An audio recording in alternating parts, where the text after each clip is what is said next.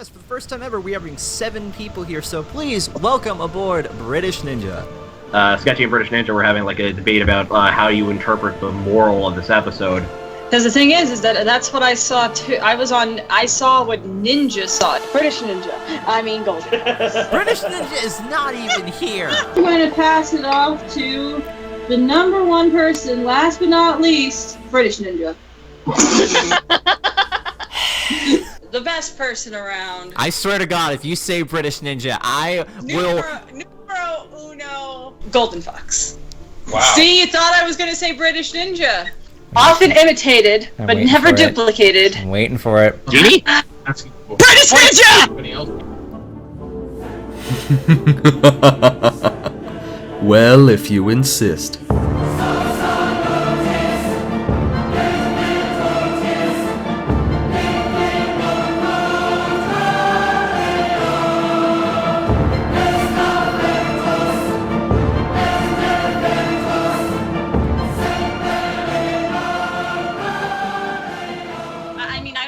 What's different? You're just normal. Yes. Normal.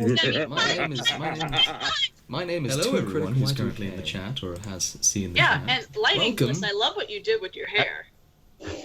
Actually, would it technically be ToonKriticY2K? Okay, the stream is working. I'm officially streaming from Toon's thing now.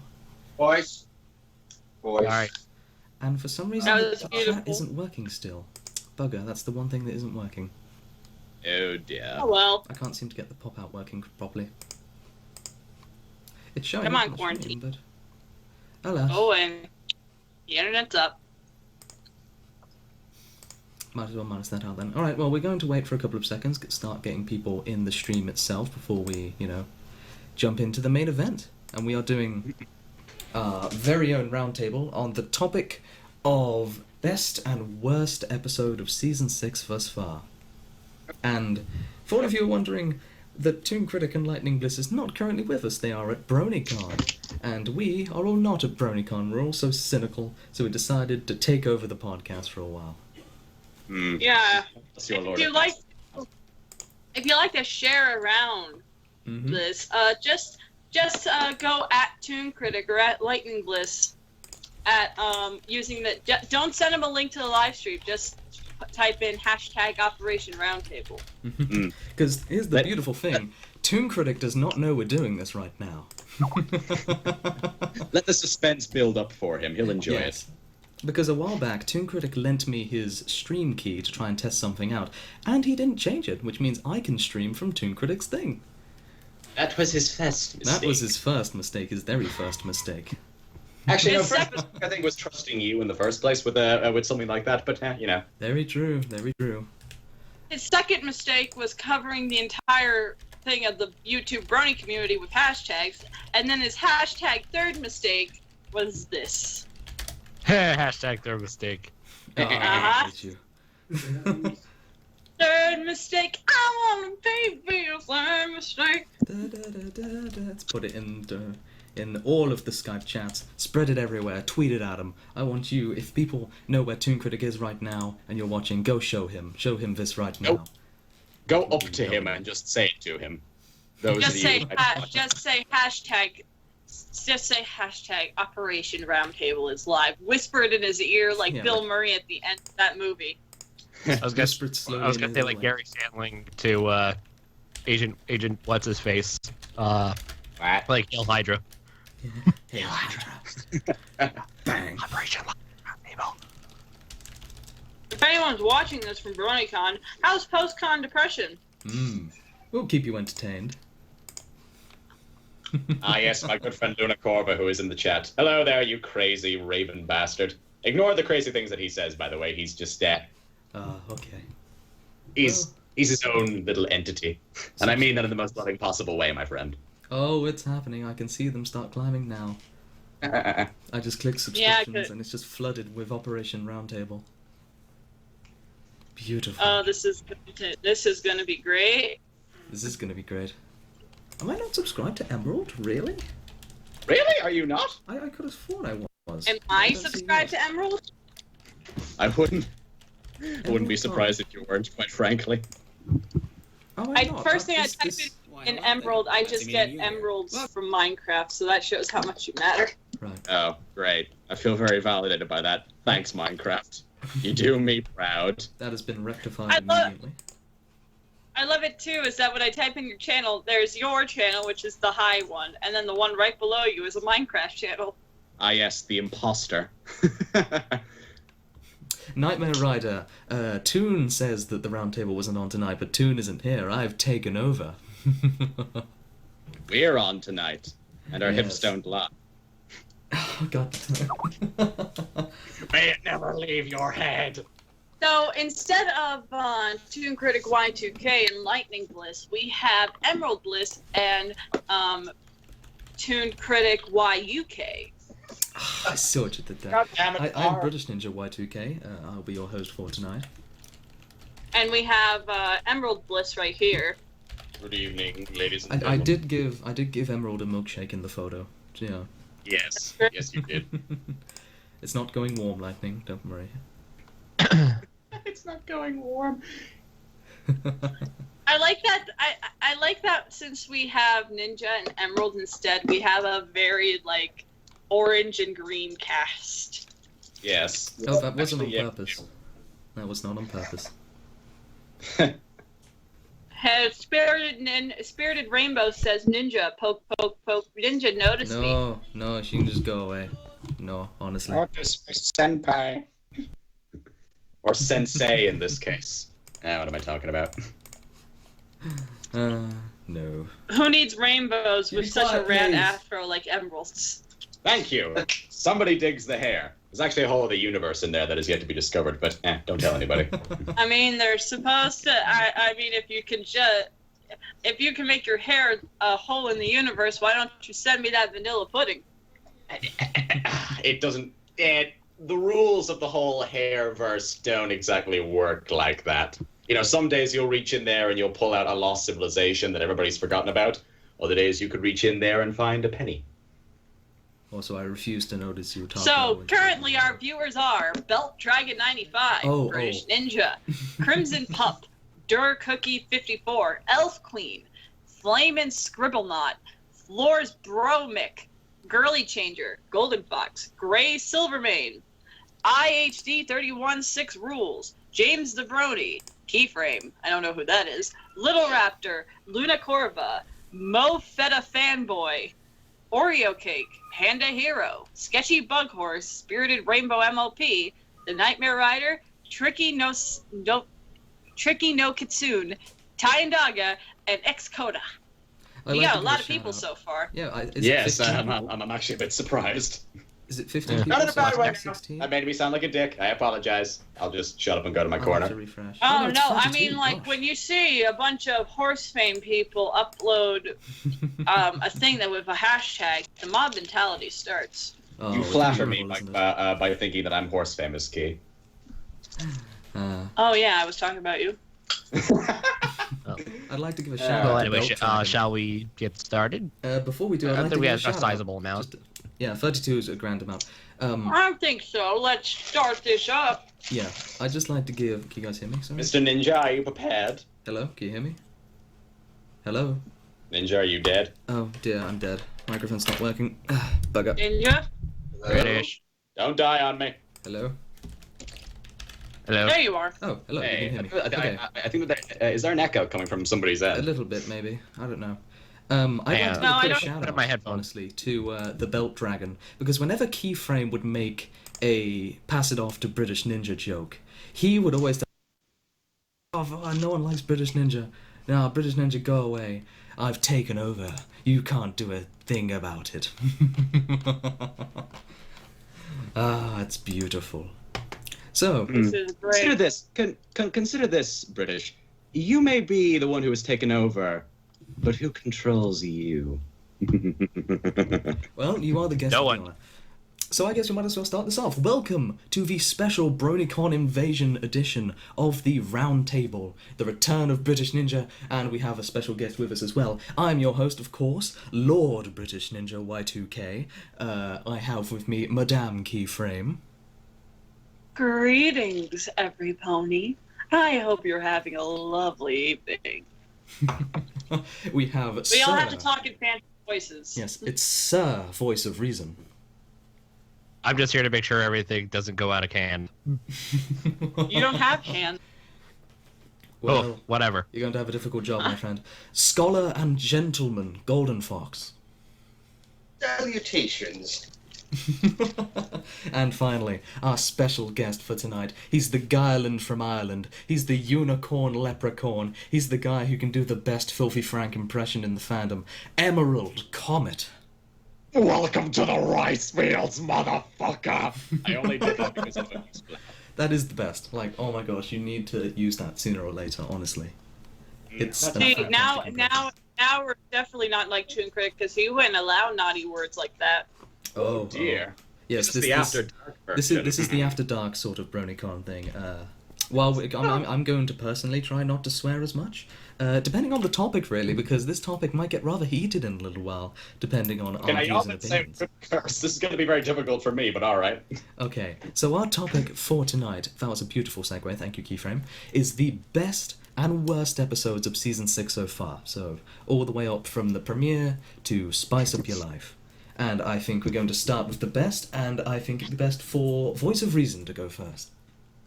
Oh, really? Shall I start with worst or best? You want to start this a high note or a low note? And yeah, let's end this on a high note. Okay. So let's go with what's your worst of the season. Okay, so a lot of people might think that my least favorite of the season so far is No Second Prances. And as much as I really hate that episode, I at least know what the story is. I can't say that for On Your Marks. Oh. On Your Marks is one episode I was actually looking forward to, just to segue into from Crusaders of the Lost Mark. So they got their cutie marks. Their main goal now is to help. Their calling in life is to help other ponies. Now what? They kinda touched on it, not really. I feel It was so confused. boring. Like, yeah. Actually, you know what? I know what it is. I know what this is. This is the show version of Friends Forever #1. oh, you had to push the button. God. Yeah, It had 3 stories. 3 stories. 2 of them had 2 of them were kind of interesting, and then they shoehorned in the last minute story at the end, and it had absolutely no focus. It felt like I mentioned this way back in the On Your Marks podcast. It felt like there were 2 different ideas to how to approach a story, and they ended up going with both, and they just it felt like it basically what I'm trying to say is too many cooks in the kitchen with this story. Yeah. And also mentioned it was not, again, as Keyframe said, it wasn't that funny. I'd probably say this is probably the worst Cutie Mark Crusader episode to date.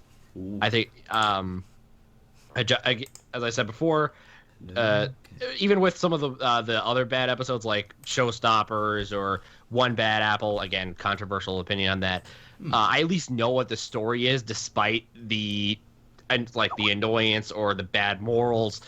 That's what I don't know what they were trying to accomplish. That's what is my microphone. That's why. Can you hear me? Yeah, I can hear you. Okay, sorry. Go ahead. I thought I disconnected for a second there. Yeah, and that's why I think that On Your Marks is so far the worst of the season. Even with some of the more controversial episodes, which I know we'll talk about, Newbie Dash, No Second Prances, Applejack's Day Off. I at least know what the story is. I don't know what the story is for this one, and that's why I think to me it's my least favorite of the season so far. We'll see down the line if it'll be surpassed, like something pisses me off more, or something confuses me more. We'll see. Anyway. Is your oyster. All right, so I shall now pass it off to. Let's pass it off to our guest. The Unicorn Leprechaun. Which one? Unicorn Leprechaun and EmeraldComet. I choose Unicorn number 1. Thank you very much, boys. I appreciate that. Excuse Okay, fine. Number 1 male unicorn. Are you happy? Excuse me. There we go. Ugh. I'll make no excuses. Go British. on. All right, yeah. I feel like that I'm gonna be stealing the worst one from a couple of people, but nothing this season has really annoyed me as much, kind of as Newbie Dash did on Gold, and I'm pretty sure you could agree with me on that one because I remember. I'll deliver my piece on Why the don't you guys talk about it together? Because you guys both despise Well, it. yeah, what I was going to Yeah, say is that if people have the same episode that they want to rant or praise, you can just pick different things about the episode if you do feel that strongly about it. So that's fine. All right, because I remember that the I don't get to see every episode the minute that they come out. I always watch them later. But when I came home on a nice Saturday evening, and I go into like one of the Skype chats, I remember Golden, you going off about this episode. Like you were saying, just what's it? I've never like skipped through scenes before. I hated it. I hated it that much, and I was just thinking to myself, it can't be that bad. And then I sat down and actually watched it, and I realized it's really myself, bad if you skip a scene. oh wait, yeah, because like what annoyed me about it, like it wasn't so much the fact that like Dash is like what's it the things that Dash was saying. It was more just so that point for point, you fucking knew exactly what was going to happen from the very start. And as soon as it starts doing what you think it's going to do, you think to yourself, I know exactly how this is going to fucking go. It's just boring now at this stage. Okay, so I'll just skip through that. Okay, now she's doing Rarity. Skip through that. Now she's doing Applejack. Skip through that. Can you please just give me something different episode? Please? And it was just, it was so dull just in the way that it approached things. And it does nothing to make the Wonderbolts look like, good ponies, because I think that whole thing about the Wonderbolts being stand-up guys has kind of been chucked out the window a little bit at this stage with stuff like what was that episode in season 5 called, the one where Dash was on the was picked to be on their team Rainbow for the Falls? Rainbow Falls, yes, thank you. Yeah, I feel like I can just Thank you, boys. Season 5 was Rarity Investigates. Okay, right. Forgive me, Mr. Reason, for bringing up sorry, that was my fault. Yeah. that which shall not be named in Every time in skull.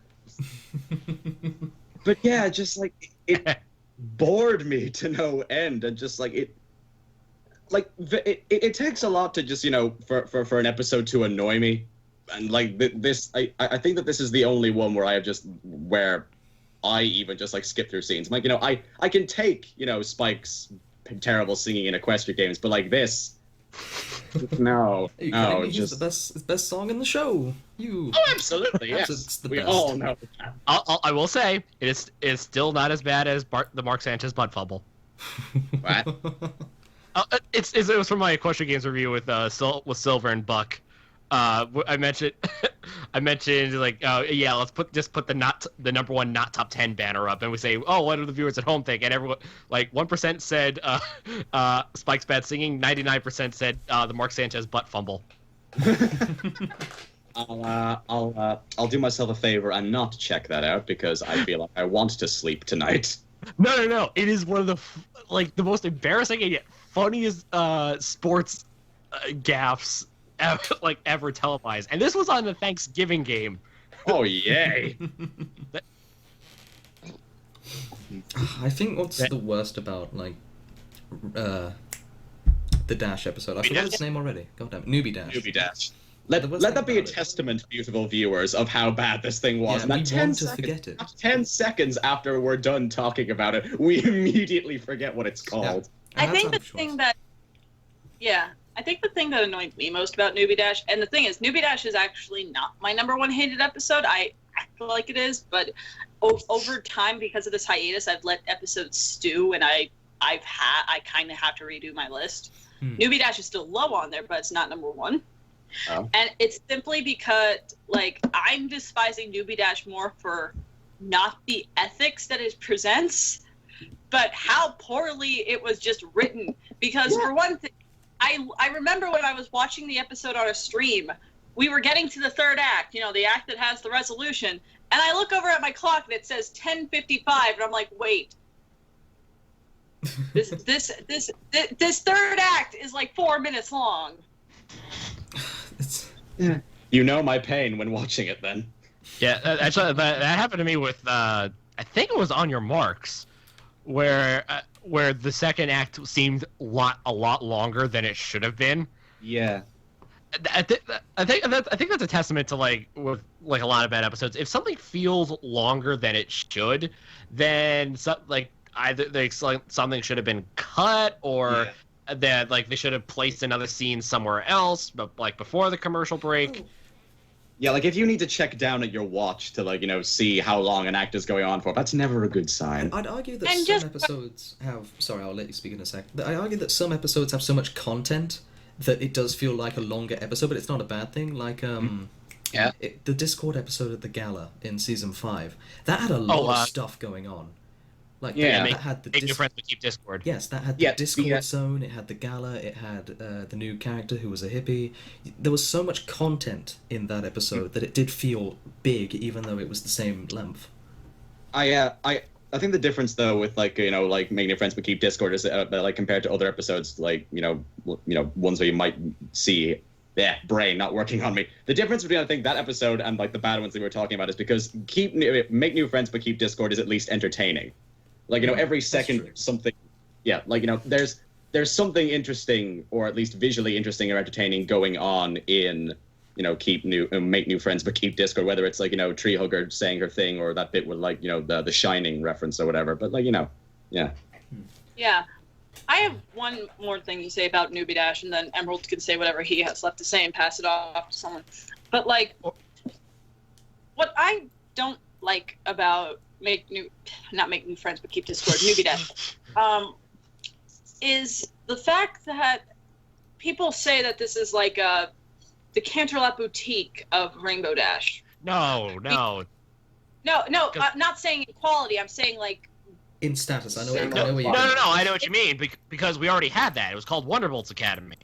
Yeah. The thing is to say about this episode compared to this, and to add to Wonderbolt's Academy to why it's so much better, is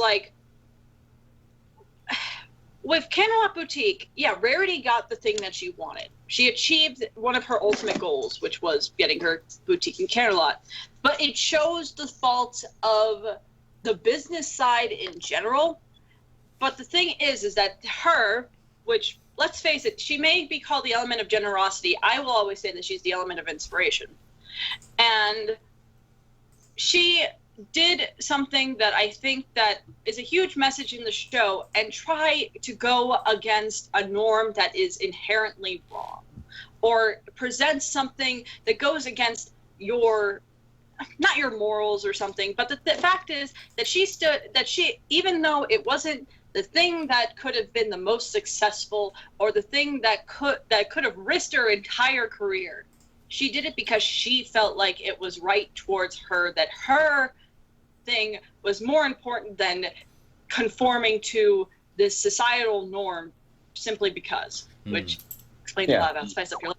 But instead of Rainbow Dash, who is one of the most determined, very outspoken ponies in the entire world, even though that she stood up to Spitfire twice in this season, even in the episode that is my least favorite episode of the series, even with all that, and the fact that you could say that Rainbow Dash is more blunt than Applejack, who's the element of honesty, she just wavers under and is like, yeah, I have to go through this crap, but now I get to be with the cool kids. It's it just doesn't, to me, it doesn't make sense given that it's Rainbow Dash, because I think we've seen over the seasons that she's lost this kind of strange idolization and treats the Wonderbolts as equals and as someone who's willing to say when their stuff is bullcrap. And the fact that this doesn't happen, it almost gets to the point of, it doesn't get to that point, but it's a second to how Rarity acts in Spice Up Your Life for me. me. It's just kind of like you have all this establishment, and it just feels like it's been thrown out the window. Even so, I could defend Rarity's actions in Spice of Life because it had a purpose. This is meant to be it. This is the big moment for Rainbow Dash. This is her acquiring her dream, and it's good to have struggle, but it's meant to show off the best of Rainbow Dash, and this showed off the worst of Rainbow Dash. This showed off the not thinking it through, the whole arrogance and the showboating. It's in character, it's just the worst parts of her character, if that makes sense. Yeah. And the worst parts of Rainbow Dash are not things that I would like to be looking at for 22 minutes. So, Emerald, did you have anything else you wanted to say on this episode before you pass it off? No, I think you guys have pretty much just, like, voiced all my thoughts about it. I mean, like, I was going to say something about how, in my opinion, I apologize for the word, but that it is kind of a bastardization of what Rainbow Dash kind of has been presented as up to this point. But, like, I think we already said that. I think I've voiced all of my concerns about it. I can tell that now, just like by talking about this episode, that Golden, I think your rage is bubbling up towards this thing. So, Okay. if it please, I shall pass it off to you so that you may continue the slaughter. Yeah. This is just going to be like the nail in the coffin. Brace yourselves, folks. Yeah. That's Okay. easy. So here's a couple of things. First off, imagine Wonderbolt's Academy, Tantalum Batik, and Hurricane Fluttershy all gone wrong. That is how bad this episode is. It's cringy, it's careless, it's bloodless. It's boring. It's not just that it's boring, it's not even that middle scene that is so cringe-inducing. The whole episode is cringe-inducing, it's embarrassing. You feel unclean as you're sitting there. I hated this episode more than any other episode that I've seen. It has topped over Super Speedy Cider Squeezy 6000 for me. You had several years of the show's airing. You had this big build-up 5. for Dash's. Okay, 5 years. Okay, so over 5 years, 6 seasons of making Dash's arc of wanting to join the Wonderbolts, which became so vocal, it's probably the biggest deal on the show. And how they handled it, it's the equivalent of, what's his name, that cat from Looney Tunes? There was a little ad saying, "Hear me roar," and it comes out to a little meow. Newbie Dash is pretty much that little meow. But for 22 minutes of a build-up of 5 years. Yeah, it's like, big thing, and it falls flat on its ass. It's like that commercial where the Trix Rabbit finally gets his bowl of Trix, but he doesn't have any milk. Yeah. Oh, You had so much built up to this all these years, and you blew it, and it comes out to a little meow. DHX had so many opportunities to make this work, and let me just further, like, it's display some people's defenses. If you're going to show the military's defense, or not defense, but their standards and how they do it, fine. If you're going to show Dash being so conflicted that she falls to her worst, fine. Show these flaws that she's encountered in order to make the story engaging. But you've got to be careful on what you're showing kids. I think the thing is that, because, like, I don't mind them showing this stuff. However, I think that something that I wish they would have done is find a way to kind of maybe have the main 6 actually interact with the Wonderbolts a bit to kind of show how to translate this because the thing is that casual life is not like the military, nor should it be. Yeah. Yeah. And furthermore, okay, we have it. Okay, I know that there's a scene where Fleetfoot goes to comfort Dash about her first day, and then we have a scene where Spitfire goes to hint Dash about the supposed nicknames until it's revealed But at the there's end. a rule. There should be a rule of 3 where you hear that more than once. Yeah, and they showed it only once, and it was too vague. They showed this way too late. It's not that the Wonderbolts were jerks. They were morally irresponsible. They knew that calling Rainbow Dash Rainbow Crash was bothering her. They knew that this was a distraction during their rehearsal when they had 2 days to pull out this good performance. That people probably paid for. And nobody bothered to go and justify this, saying, "Look, Dash, I know that you don't like that nickname, but I told you, you should have left a good impression, and you didn't. Now, what's more important, this stupid little nickname that you're dealing with, or the performance? We're all supposed to be a team together." It would have been fine if they had tackled on it And more, that's and they actually a didn't. reasonable thing for Spitfire to say as a commander. Yeah. And it's just that you don't want to clip the mic too much. But like the thing that I think is kind of stupid about that is like you could have changed very few things and the episode would have been actually a lot more decent because if you took away the 2 days and made it like a month. Yeah. So you have like a time lapse montage of her being called Rainbow Crash. I'd just like to apologize for the chat. I left my Skype pinger on, so I've turned it off now, so it shouldn't affect anyone. But Okay. Okay. Yeah, if you changed her nickname and not include the flashback, so we don't have this. So we don't have the thing in the back of our head that this was a childhood trauma, because it's like you could have called her rainbow trash. Yeah. Nightmare Rider, to answer your question on how the Wonderbolts know that the nickname was hurting Dash, there was a rehearsal where Dash was saying, "I'm not Rainbow Crash," and then she screwed up, and everybody's like, "Really?" Because it seems like you're crashing. Because they know this is bothering her. And they say that she's the most talented flyer around. I think they would notice if the most talented flyer around was crashing through clouds. Now, I don't know. I'm just helping translate. But yeah, they didn't handle the situation properly, and I think that's something that should have been taken into much more consideration.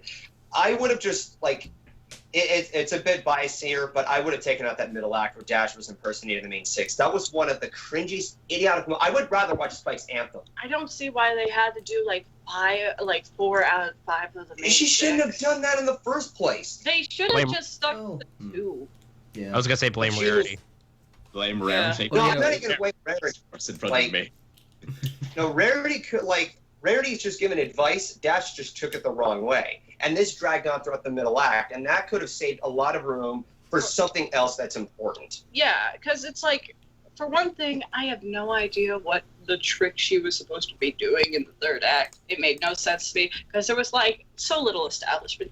And also, except for Rarity Dash that was in the middle, none of those were entertaining. So, yeah, you have that. You have all this build-up, and because of all this, this is a similar complaint that people had with Rainbow Falls. You have to watch this episode. You had to sit through it. And let me just backtrack to when I was talking about when I have to skip a scene that it makes the episode bad for me. Mm-hmm. It's because, let's say that you sit through the episode again, you're just remembered, oh, great, I have to sit through this again. And that scene, you have to spend more of your time getting used to that idiotic scene out of an entire episode. It's too imbalanced that it throws off your sense of entertainment. I should also further point out about cringe comedy, it's very delicate. And I get why some people like cringe comedy. I mean, I like the cringe humor in, Make New Friends But Keep Discord, and what was the other episode? Flutter Brother. Mm-hmm. It was utilized. But here, like, people say that the idea of cringe comedy is that it's supposed to make you cover your face and turn away. That defeats the purpose of engaging and gluing the viewer's eyes to the screen. Not literally, figuratively speaking. What is Oreo Cake doing in the chat? What is, like, the... Oreo Cake, please stop spamming. Yeah. Huh? But, no, he was just, like, hitting his head against the keyboard or something. But is that all you're playing? playing? Can you stop that, please? Not yet. Gray, what do you mean by what was this whole thing supposed to accomplish? May I just ask that we don't dwell on the episode too long, because we are halfway through our time schedule as it looks. Okay. I want to keep this at least under an hour and a half. All right, well, I'm just going to end it like this. I hated this episode. Hated this episode. Hated it. Hated every stupid, vacant moment of it. So you liked it? I hate Dash, I hate the grass, I hate the sky! I hate how the theme was Was I the only handled. one that thought it was okay? What? Oh, please don't start a civil war in the chat. I'm thinking, was please. I the only one that found it okay? Okay, look. Chronalysis, Civil War. No. Let me also end it as this. If you like Newbie Dash, then more power to you. I'm not going to stand here and dictate your opinions. That's a good boy. Yeah. Anyways, Ephraim, I'll pass it off to you. I think Keyframes went, haven't you? Oh, wait, no, I Yeah, haven't. Yeah, it's my turn. Okay. He is. I had to do a lot of soul searching over the past... My dear friend. Where is this Oh, here we going? Oh, wait. The storm is coming, lads. Brace yourselves for it. Right. We have been experiencing a dry spell of ponies for the last few weeks. A hiatus, if you will. And during this time... Yeah, a drought. Thank you, Emerald. And over that time, I've let a lot of episodes stew with me. I've done many of times of staring through my window and pondering the ponies, the plots of the cutie marks and of the stories. And of that, I've actually discovered that On Your Marks is not my least favorite, nor is Newbie Dash. I've discovered that an episode can have many of good things, but this episode did not. It had someone. It had something that could be very relatable. But it shows what a kid show could be. What people think a kid show is. And that is why, my dear Americans and British and Irish person, my least episode of this season so far is Applejack's Flippin' Day Off. God dang, that you episode stole was bad. my pick. I was gonna choose it. Oh, fine. I'll just go off what you're going off. I mean, look, I can pass it off to you. I can pass it off to you very soon because I don't have a lot to. This is a testament. I don't have a lot to say. Okay. There's not much, so. The thing is that this episode. Ninja, who are the writers for this episode? It would be Neil Dewsdow and the Fox Brothers. Frame mode, everybody. Neil Dewsdow and the Fox Brothers. Neil Dewsdow wrote the concept of the episode, and then it was then executed by the Fox Brothers, the people who wrote The Gift of Maud Pie. Okay. Emphasis on that. Whoa, hello? What the hell? Whoa. That was weird. That was That's Whoa. all, folks. Emerald. What the fuck just said? What? I think I don't know what from happened. Emerald's microphone. Anyway. Yeah. Okay. Anyway, here we go. The thing is that the Fox Brothers can write Rarity really well. They can't write Applejack. And also, who gave the concept to Neil Dewsdow? I'm sorry, Ninja. I respect your opinion, but God, I have not liked an episode that Neil Dewsdow has done. Yeah, it's fine. You wrote Princess Spike, and you thought that was all right. I thought it was okay. That's the best one that he's had, but still, it's still on my lower list of season You've made 5. an enemy today, Keyframe. But okay, look. The thing is that the concept of the episode isn't bad. The concept is not bad, and Applejack does actually have a relatable flaw. And I agree with A and Y when they say that we've had a hard time finding a relatable flaw. Writers have been having a hard time writing a relatable flaw for Applejack as a conflict since Applebuck season. However, even with that, the writing was so on the nose, so blunt, so Nick Jr. It made me want to stop watching halfway through. The fact that we had an entire sequence where Applejack is just walking through the spa looking at all these things, and then we see a Blue's Clues ass everything coming together. That took up the entire second act. We have an alicorn trying to deal with farm activities. We didn't see and that, though. her having to do everything by the list. We only get back to that in the last 5 minutes.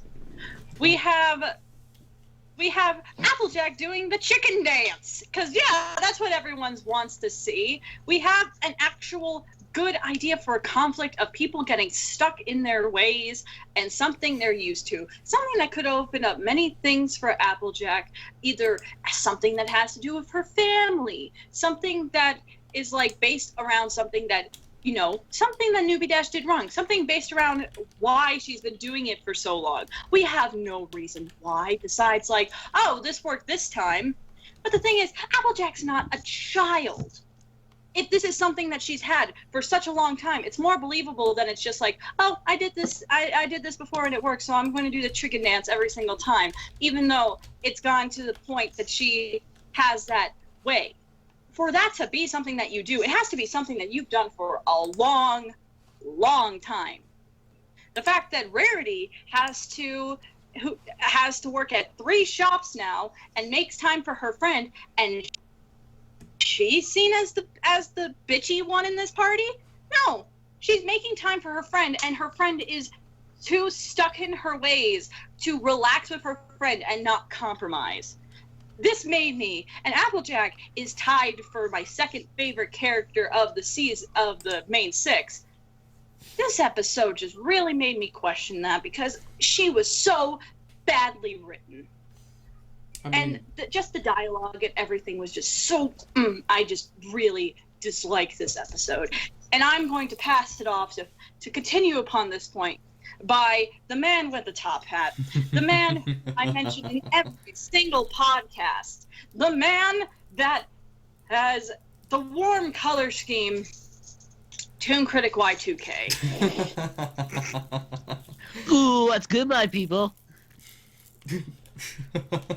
And God. what about you, British Ninja? Right. You also say this is your least favorite.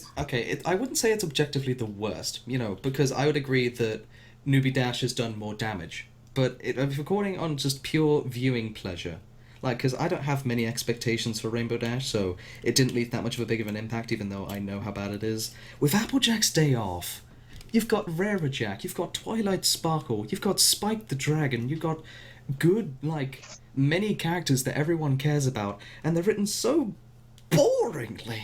They're so boring. And there's so many little things that happens. Oh, wait, hang on. Is Toon in the chat? Hang on. Is he? Hold on. I'm seeing people. I'm seeing people in the chat. Toon lives. Is Toon here? Hello. I don't. So that we have succeeded in our task. I don't see him in the user I don't list. see him either. Oh well, I guess some people are just typing Toon lives. Maybe well. he commented on one of our videos. Yeah, I guess. But bloody.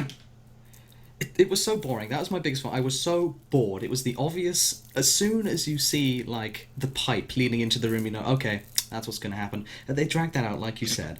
But there's so many little things that are just really obnoxiously weird and strange. And one example, I know this sounds like a nitpick, but this really stood out to me as what? And it was when Rarity and Applejack leave the farm. So they leave the farm, they leave Twilight at the farm. They have this really long panning shot with Applejack and Rarity talking, and you can see in the background Twilight and Spike are just standing there, unanimated. They're just staring at each other. It's like a season 1 shot. I know, and after that really long panning shot, we cut right back to them and they're still standing there. It's like they're just waiting for their scene to start. It's ridiculous. It's the worst directing and sort of animation I've seen in the show for a really long time. And the problems that... Okay, probably the most insulting thing is that it insults the viewer's intelligence, this episode. Of course, it's important not to get stuck in a routine, and it's important to show people, that you need to, that there are solutions to make their lives easier. But the thing is, and I mentioned this in my review, you need to have the solutions be subtle. You have to make it something that's not quite as obvious as stop doing the chicken dance, you stupid horse. It's with the stuff like the pipes, Apple Bloom could have figured that out. Anyone from the Apple family could have figured that. You telling me that Applejack has run this farm? I'm starting to question whether or not the Flim Flam brothers would have been better to run this farm, because Applejack is doing an awful job.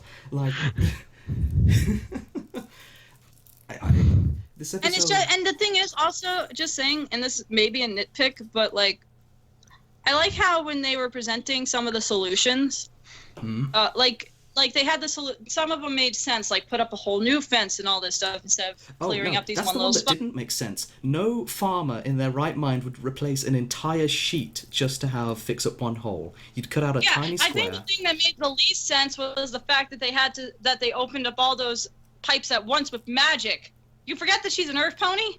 Well, yeah, they saw her turning the pipes. Why would she turn them shut afterwards? That's the stupidest thing. And it's an insult to Applejack's character. She's not stupid. She's sometimes a bit dim-witted, maybe, but she's not completely dunce, And it's insulting to the viewer because that's the lesson that they're trying to teach us. Don't be, an idiot.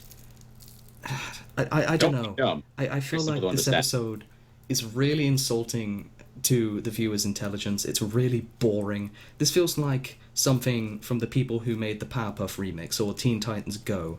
It's just a really bad, boring, unexciting, eventless episode. And I am running out of things to say because there's literally nothing in this episode. That is the testament.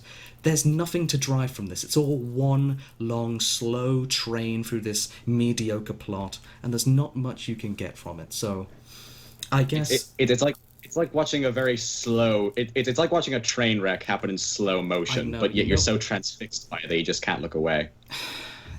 I wanted to look away. I was bored. Anywho, now that we've all we went through everyone. I believe so. Yes, we did. Okay. Yes, we did. So now, Ball let's round go back ball for round. best. So now, if we're going in reverse, I shall start with the best episode from this season from me, and that is the episode that finally did something with Spike the goddamn dragon. It is my favourite episode this season by far so far, I guess, and that would be Gauntlet of Fire. Gauntlet of Fire is so... I love it so much. The designs are awesome. The dragon's voice sounds like Saxton Hale. It's funny. It kicks the crap out of Garble. It brings all of the dragons back into it. It's so exciting. It's so dramatic. It's so eventful. I find it really hard to critique episodes that I adore and to find out why I love them so much. The one bad thing in that episode, I think, in my opinion, is Ember. No, I like Ember. I don't think she's a stereotype, because she was correct. Like the stereotype would be that the damsel in distress can protect herself. She's a strong, independent woman who don't need no man. That sort of stereotype. But her father was kind of right. She would have died if it wasn't for Spike. Slendaring hard. Oh yeah, she was a bit of a tsundere, but you know what? We don't have. I can't think of other tsunderes in the show, or at least off the top of my head. So maybe Diamond Tiara now, but we'll see. We'll see. But it's not like a blood friendship. Oh my god, I ship Spike and Ember so hard. I'm shipper trash. But wait. But I really quick, love just on the this episode so much. If I had to pick one aspect I loved about it, it was just the spectacle. This felt like a season kind of like a half season finale. This felt like so much of the budget went into the designs, the backgrounds, the art, and I think it just pays off really well. Has an awesome climax, and we get to see more dragons, and it did something with Spike the dragon other than him constantly being the problem all the time. Like, Spike's my favorite character of the show by far, but it's been getting better in season 5 and season 6. Episodes that have Spike in them have not been Spike causing a problem. It's just been Spike dealing with a problem or an issue about like helping other people, like a good support character does. And I love that, instead of Spike having to constantly be the error of his ways and it all goes wrong and he has to lie and the liar is revealed and all that crap from Spike, bloody Princess Spike. But yeah, they're doing something with Spike. He's portrayed in a positive light, and from that, I'm running out of things to say. I just gush over this episode so much. So I can watch Garble get hit with a pillar all day. I know. It's the thing. They made him funny. He wasn't annoying, or I didn't find him annoying. It was like, good luck. Oh, really? No, not really. I hope you lose. I like the part where he kisses one of the he gives one of the dragons a hug, and they have like this super happy face, and it's like, ah! Why are you hugging me? I can't tell you. Also, I mentioned this in the Gauntlet of Firecast. I called the giant dragon Australian Nappa. Oh yeah, he did sound a bit. I thought it sounded like Saxton Hale. Dusty Cat. So is that all you have to say? I think that's all I have to say. Of course, going in reverse, that would mean that Keyframe is next for her favorite episode. Hooray! My favorite episode is an episode that stars one of my favorite characters from the show. You know how Hello? I said that Applejack was tied on my favorite for my second favorite character. Okay, yes? Keyframe, Hello? could you repeat that? You're I see it. glitching out a bit. Okay. So, you know how I said Applejack was tied for my second favorite character? Yeah. Yes. Well, who they're tied with is Rarity, and sadly, one of my least favorites has Rarity. But the other one is Starlight Glimmer. I love Starlight. Whose cat is going insane? And that's the cat outside our door, and I don't know why it's going insane. The cat agrees with you. I want to talk about episodes too. Let me in. The cat agrees with your judgment. It's ToonKritic. He's coming for me. He possessed a cat. Oh no, he possessed a Litten. Oh no. Yeah. But my favorite episode of season 6 so far, it's Hearthwarming Tale. Oh. Yes. It's an episode that even people who don't like Starlight like. And first of all, people who don't like Starlight, you are totally entitled to your opinion, but you can't change mine. I love her. But it's like, I mean, I'm a sucker for musicals. One of my favorite season finales is Magical Mystery Cure, which is a musical. The fact that we get another musical is so great. I was super surprised that the person who wrote this episode was the former like CEO of Hasbro or something, or executive or something. He was in charge of like programming and development. Question: wasn't the same guy? Okay, so, wasn't Dave Rapp Mike the same Vogel. person? Oh, Mike Vogel. I thought it was Dave Rapp.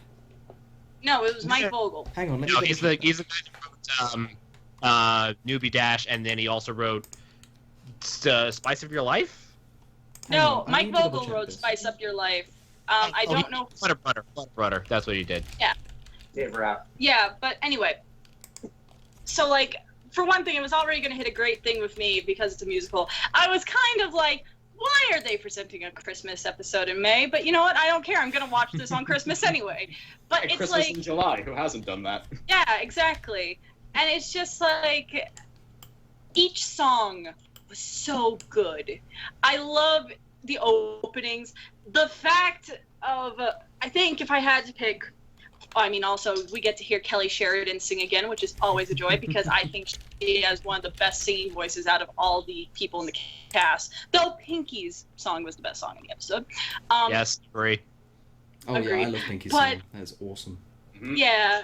The thing is, and also, if you guys haven't heard, like, Grizzly T's cover of Say Goodbye to the Holiday, you should totally listen to it. Oh yeah, I actually got that. She sounds just like Kelly, but if I had to pick one aspect that I really love about it, and it's kind of the actual controversial aspect of the episode, at least when I talk to like A and Y, I love how they changed up the Christmas Carol story to fit with the world that MLP is in. Because the thing is that Charles Dickens' tale, what makes it so great is the fact that you have these supernatural beings doing supernatural things in a world that they establish very much in the beginning before the ghosts come is extremely realistic.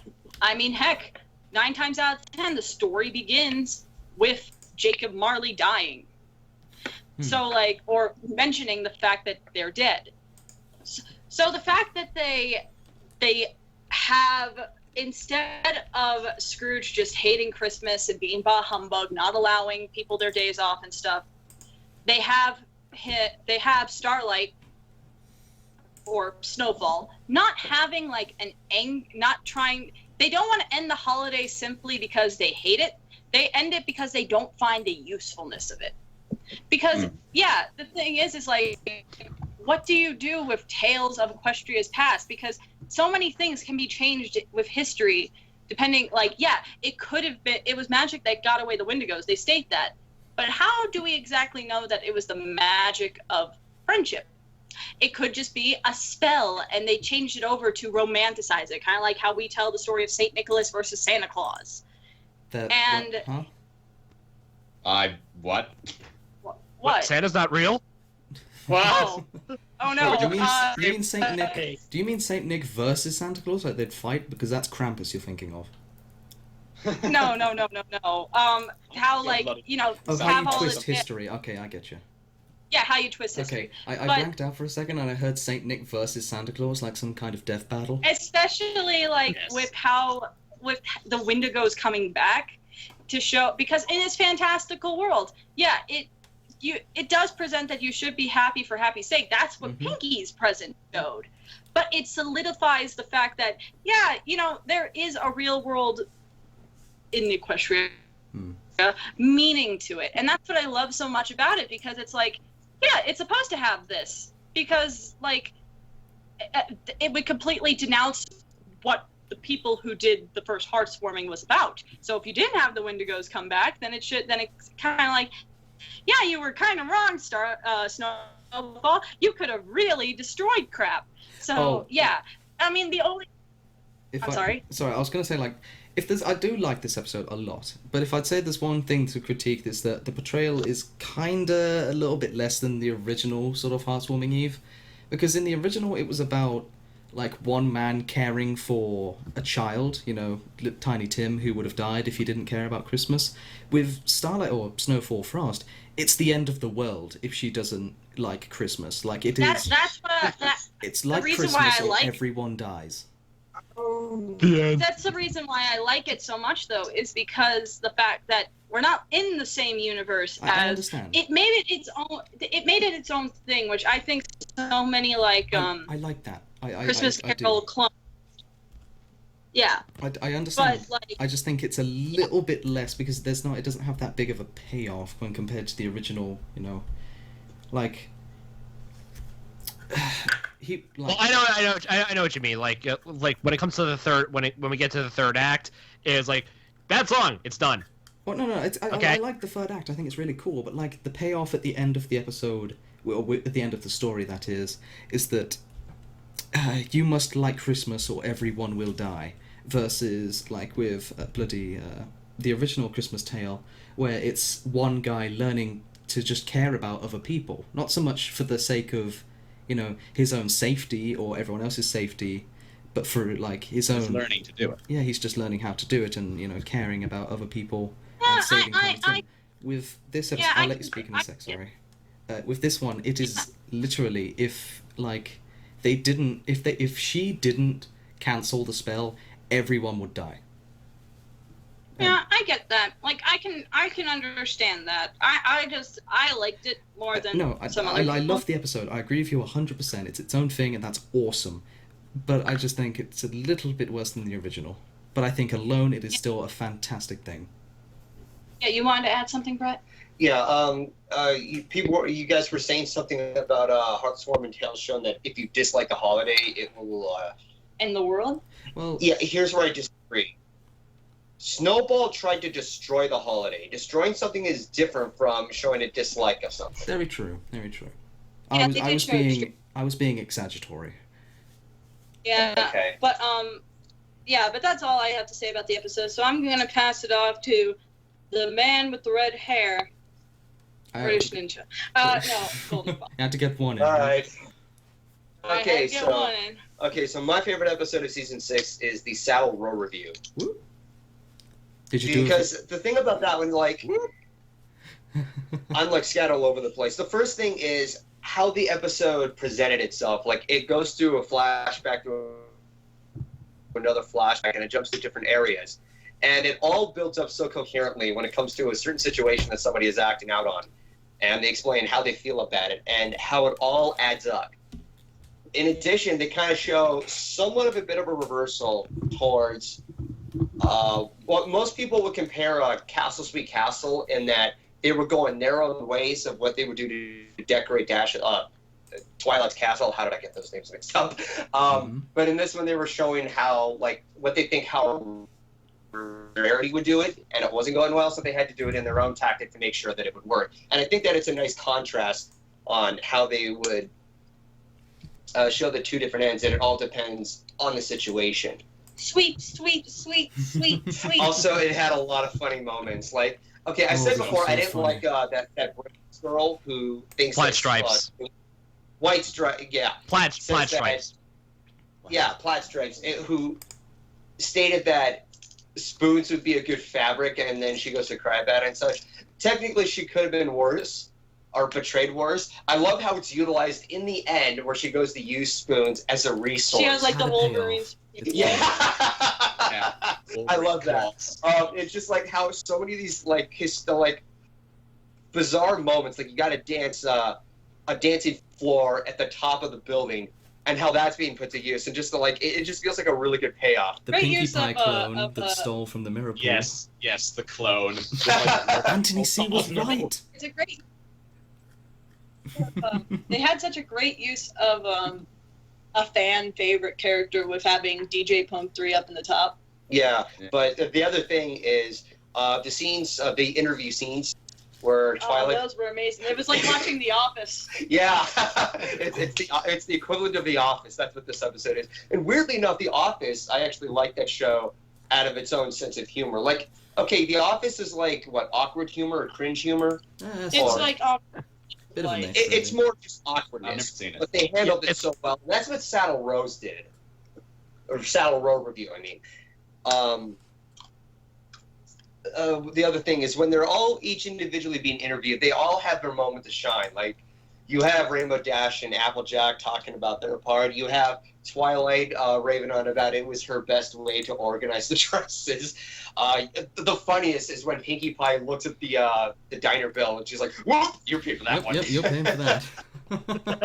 Yeah, well, I thought the humor was amazing. The fact that we have a Pulp Fiction and a Pulp Fiction pony in the beginning of the episode. Yeah. Guess who's going to be the stars of the English, motherfucker, do you speak it? Oh god. Yeah. I guess we These know. scenes are hilarious. I love how the episode manages to pay off with every scene. We actually have a good episode in Manhattan along with Mod Pie. That's the one thing the season's done well is that it made Manhattan interesting. Yeah, it made a very authentic, very interesting episode, and it was such an ambitious way of presenting something for a Friendship is Magic episode. Mostly, whenever it comes to Friendship is Magic episodes, they're in that safe zone where they're just like going from point A to point B. Here, it's everything in between. Yeah, but this episode, it jumps all over the place, but they don't just do it for the sake of it. They do it in the most coherent way possible to its own extent. Like, I can't word it out correctly. It was utilized very well. You're at the point of gushing, so is that everything you have to say? Yeah, you know what? I better stop. Yeah, so You know pass what? it off to our... Yes? I'm just going to say, who wants to place their bets that Pulp Fiction ponies are going to be the stars of episode 200? That would be amazing. Any MLP episode would be great. Right. Alright, so our guest, EmeraldComet, you're next. What I was going to say just there really quick is that I think any episode could be improved at all by just having a Bruce Willis pony holding a katana. Any episode could benefit from that. What's funny actually is that... What?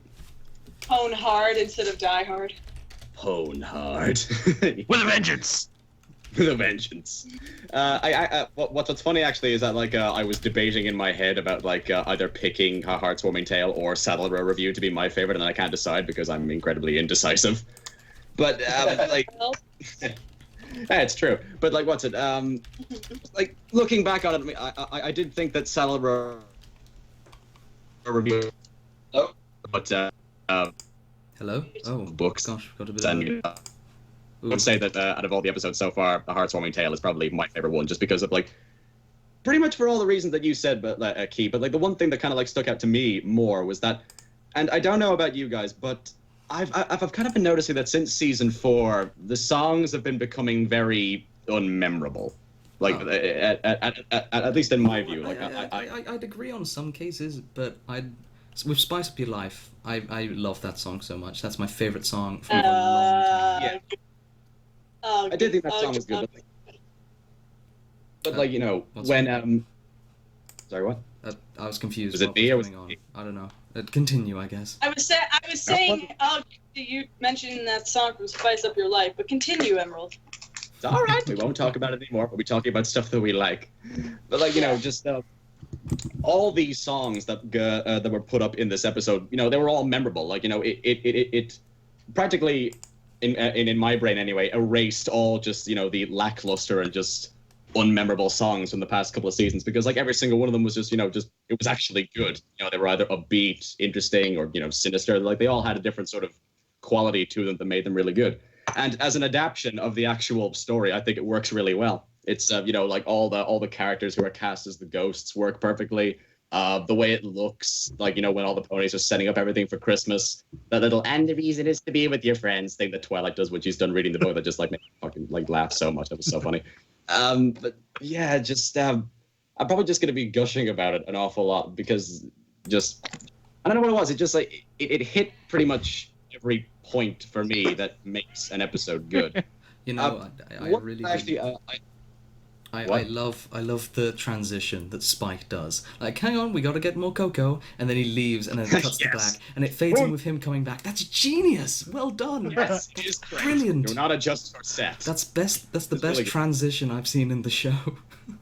Yeah. One of my favorite transitions in the show, to go from part 1 to part 2 or something. And I love whenever it's for two-parters that are really intense season things, simply because they play until season 5 or something, they played the same My Little Pony theme in the credits after. So like in Candlelight Wedding, she gets burned by flames and sent to hell. My Little Pony.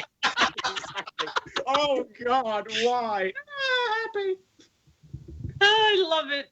It's like Yeah, da, it's da, da, da, da, da, da. But yeah, was that all you had to say? Your kids are traumatized now. Yeah. I also think that like what's it? I think it was you, British, who said this, but like the whole thing of that if Starlight doesn't like Christmas, like the world ends. I think the argument that I would make towards that is that like what's it? Equestria has kind of been set up. Well, at least from what we saw in the last Heartswarming episode, and apologies if this sounds very clumsy, reviewing episodes is not exactly my strong point. It kind of set up that, like, that whole being happy thing is basically just what gives Equestria a large source of, say, magical protection, I guess, That's from true. these Wendigo. I don't. And I would say that around Heartswarming is kind of that time when that happiness gets brought out so much because everybody is so head over heels in love with this holiday. So when you take away that holiday, which is what Snowfall was going to do. Oh, hang on a second, I have a visitor. my monologue has been interrupted. If I would just jump in them for a second. I don't hate the idea, but if we're comparing that to the original Scrooge story, then I feel like the original does a better job at portraying that happiness and portraying that it's a genuine friendship and joy that he's found, when compared to Starlight, where she was practically forced into it because of the consequences if she continued. Like, I think it's fine. It works. It works in the world of Equestria, but when compared to, I don't think it gets its moral across as well as the original. Apparently, All right. someone me and Ninja together. That's good for you, man. Actually, no. What? I'm fairly certain that Keyframe has another orange and red sort of person. Yeah. But what else were you gonna say about it, Ninja? I'm not Ninja. Emerald. Well, I'll say one thing really quick, and then I'll get back to just like saying a thing about the episode. A friend of mine put in the chat earlier, Emerald, you and Ninja should have a bad guy voice off. It shall be glorious. We shall do that at a later date, absolutely, because I quite love doing bad guys. But anyways, that would be quite amazing. Just the two of us in our sinister chairs with the cats. But anyways, continue. Sorry. Yeah. So just that whole happiness protection magic, if you want to call it that, like it gets brought out so much, I think, anyways, at around Heartswarming. So if Snowfall was to take that away, it's like a huge chunk of the magical protection that goes around Equestria is just gone now. Like they're open to that threat, which has been made, which I don't think anyway that normal magic can defeat. I mean, we haven't seen anybody duel a Wendigo yet, although I would like to see that because that would be awesome. But so far as we know, the magic of friendship or happiness, if you like, is the only thing that kind of repels these things. So it would be, just like instead of it just being this thing of you need to like Christmas or everybody dies. There is more weight given to it other than just you either like Christmas or everybody dies. Well, I think anyways. I missed what you said. I'm sorry. Don't post spoilers or leaks in the chat, please. Yes, please no. Yeah. Like, that would be... Well, it's just a dick move, really. Don't be an asshole. Yes, please do not post. Yeah, because a lot of us don't want. A lot of us don't like spoilers for the show, and also there are 71 me, Ninja, people and watching this now. Come on, yeah. A bit of respect. Yeah. So yeah. Oh my lord, there are 70 people. Or Filthy Emerald will come for you in your sleep. Filthy Frank Emerald will find you. I'll be under your bed waiting for you. Oh, that's but great. Yeah, I think that's pretty much. So I think the last person we have is Chocolate Mint Pony. Yes, Chocolate Mint Pony. So our good old neighborhood Keith. My name's not Keith! And then he wrestles somebody. Before you start, can I just have a brief recap on everyone's favorite and least favorite? I've got the favorites. Me and Emerald are Heartswarming Tale. Oh, least favorites? Least favorites. I think I may have missed one. I've got Applejack's Day Off, Newbie Dash. On your marks. Okay. Newbie Dash, on your marks. Is that it? Yeah, because Emerald. Are those ones? Okay, Well, because both said, Emerald Golden did Newbie Dash, and I did Applejack's Day Off. To help and him, Voice had because its own. I guess I might as well spoil the ending of this podcast now then, while I'm, seeming a bit awkward about it. But because we've already listed our favourites and worst favourites, like, on a spreadsheet that we've managed to keep track of, we're going to let you guys decide. I've made a couple of straw polls that have our best and worst choices, and I'm going to give them to you, so we will see what the chat has to think is the best and worst episode of the season, and we'll do that near the end. So try and think about it now, what you would choose. All right, go on. Yes, Mr. Keefe of Reason, what is your favorite episode of the season so far? Well, my favorite of the season is Hearthwarming Tale, but seeing how everyone's talked about that, plus Saddle Row Review, I'm gonna go with my third favorite. And this was this was actually, after much deliberation, I made the decision that my third favorite is Gift of the Maud Pie. Woo! Yay! Here's the thing, there are so many good episodes this season. It's been really good so far. There's so many good episodes that star Pinkie Pie. Yeah, and I'll mention this. Even if you, again, a lot of the episodes, even for me, I can take away at least something positive from each episode this season. Even though Applejack's Day Off, bore and terrible pacing, I love the lesson. Spice of Your Life, great musical numbers. Rarity's an idiot, but I think it's a great lesson, great music, great new characters. Let's see, Flutter Brother. I loved Fluttershy in this episode. Hated her brother, but I love Fluttershy. God, this is just the lightning round, shooting for all of them. Zephyr is Bay. But anyway, Gift of the Maud Pie.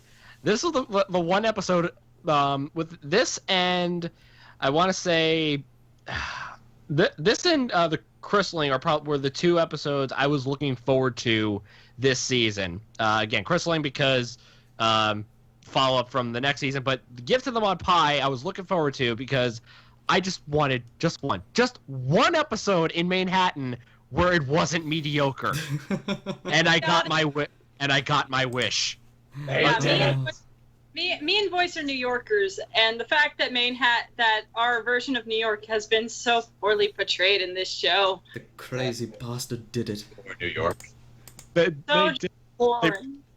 As I mentioned, they broke the mediocre Manhattan streak. Hooray! Thank God, honestly. But yeah, the one thing that this episode from the others, a lot of the story. Would you mind still repeating that? Skype broke up a little bit.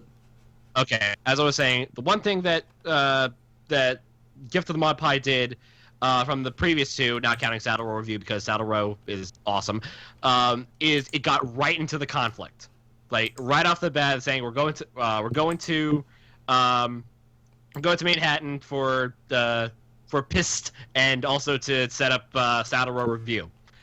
Okay, you got that out of the way, awesome. Second, comedy was awesome. Comedy was awesome in this episode. You have basically three brands of humor: Pinkie Pie over the top, Rarity with her melodrama, and Maud with her deadpan. Great variety in terms of humor. Let's see. Also, while it does, also great lesson at the end with the act of gift giving is not a contest. It never was me. It's yes. The fact that giving a gift is all about the heart, and I'm glad they addressed that. In this episode, I thought everything was fantastic, with the exception of maybe the Swindler pony, because again, Pinkie Pie should, yes, because Pinkie Pie shouldn't. I call him a Steve Buscemi pony because he sort of looks like Steve Buscemi mixed with, I was gonna say Joe Pesci, but yeah, you're right. And yeah, like a mix of the two. Oh God, Joe Pesci and Steve Buscemi in the same room. Yeah. In one entity. That would be a Guantanamo Bay where it's just they're talking, they're having and then you add Gilbert Godfrey, and then it's just you try to find the closest sharp object and try to scoop out your ears. I think at that point it stops becoming a mad fusion and more of a nightmarish eldritch abomination. It's just like, I was the parrot from Aladdin. Well, I was the chameleon from Monsters Inc. I was the villain from Moonwalker. Oh God. Oh my God, is this wrong? But oh my God, is it erotic? David Godfrey is amazing. But anyway, Gift of the Mod Pie is awesome. I love pretty much every character in that. Love the pacing. Love the love Pinkie. Love the new expressions in this, especially with Pinkie Pie. Just I'm surprised she didn't get arrested. Yeah, very true. I thought she was going to get arrested. Assaulting a cop. Pony police. Have fun in lady prison, Pinkie Pie. Oh God, like it just turns into. Pink is the new black. Yes. This is my girlfriend. Fan artist, do your duty. But is that all you have to say? Yes, that's all I have to say. Well, this has been an interesting takeover of the podcast. I can't wait for Toon to do this. If you guys have made it this far, Toon actually puts this on his channel. Everyone go to Toon Critic's most recent video and put hashtag. Yeah, go to his Twitter, go to his most recent video, and comment hashtag Operation Roundtable. Yes. Also, give him a taste of his own medicine. Let it be known that on this day, we usurped his rule. Yeah, we'll take over. This will probably never happen again because Toon won't trust me with anything whatsoever, especially not a stream key. Hello? Are you dead? Hello? Ninja, are you dead? Oh, okay, good. Not dead. Hello? Oh, okay. Toon won't trust me ever again, especially not with his stream key. No. We'll find another way. If there's a will, there's a way. Are you suggesting that Devil hacks into his account?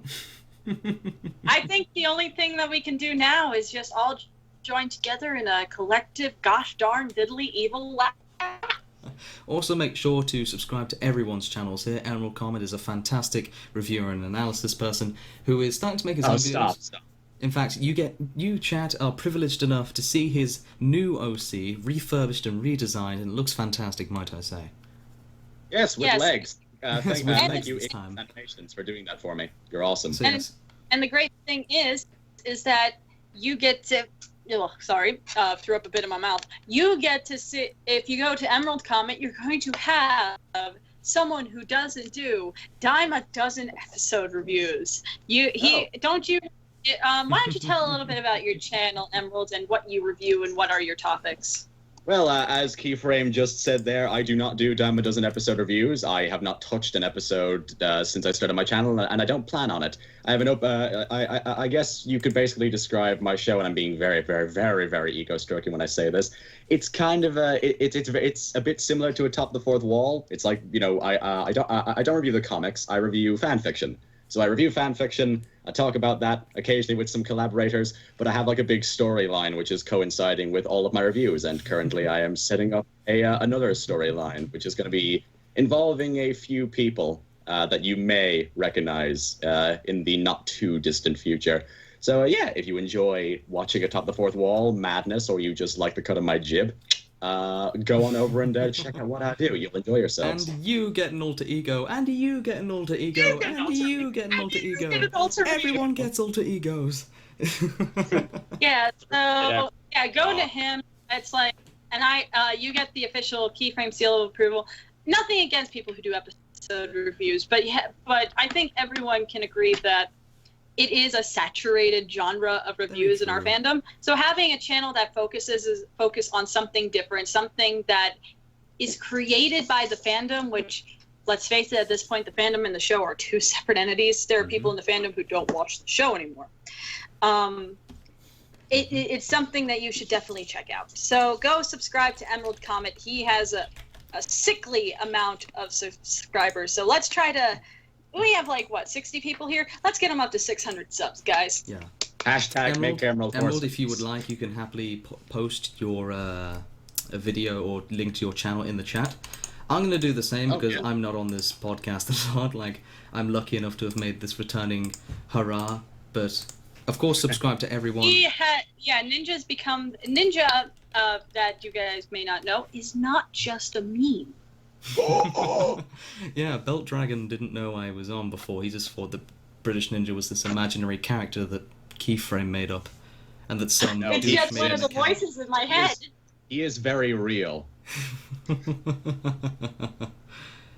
Unfortunately. yeah, Also, I can't exactly put Come in the check chat out like you both already. me and Emerald, and of course subscribe to Voice of Reason, subscribe to Keyframe Madame, and subscribe to Sir Gordon Fox. I'm missing up the titles now. Gosh damn it, it's because I'm tired. The Madame Kefram, Sir Kafram. Golden, Miss Squire Keith of Reason, and the Peridot Meteorite. Actually, yes. Yes, that is exactly what I would call my female alter ego. You hit it straight on the nose. Also, apparently, I heard that, well, I can't change the title of this live stream. It still says Pokemon Emerald. It's fitting, really. But I heard that ToonKritic named his Rayquaza after me. God damn it. Yes.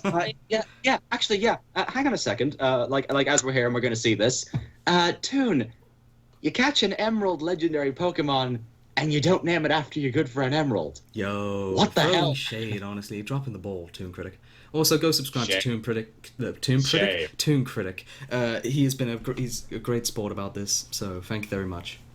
And The fact that he's not going to completely fire all of us at the end is, or kick us all off the podcast, is a testament to his good sportsmanship. So we'll see you guys on How Not to Brony 25. Yeah, not to invade someone else's podcast. Thank you, everyone, for turning up today. And we will hopefully see... Oh, I won't see you next week, but these lovely chaps will see you next week. See y'all. Take care.